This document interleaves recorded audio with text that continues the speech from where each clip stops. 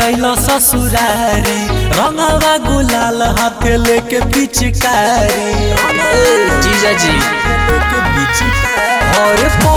पहिले जीजा आइला ससुरारी रंगवा गुलाल हाथ लेके पिचकारी देखी अकेले मौका रंगेला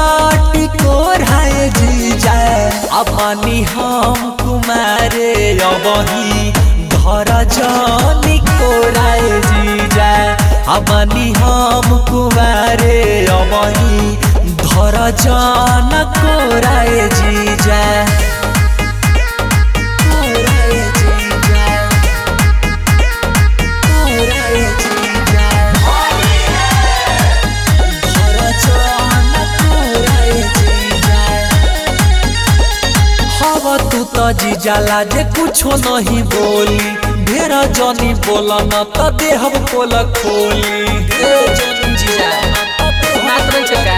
और करो बजे ढेर तंग कहबे नु करम हैरा और साली छोटा लागे बड़ा शरम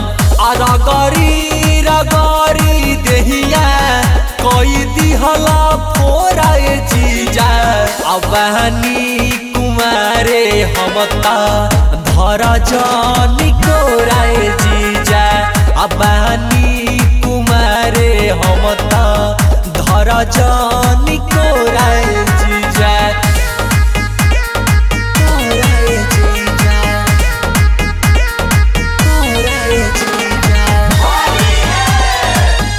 धर जान कोराए जीजा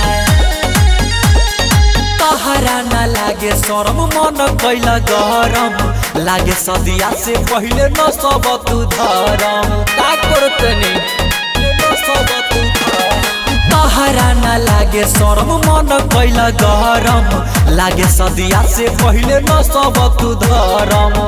सुना मुकेश धर्मेंद्र डाला न डोराए जीजा अबहनी कुमारे हमता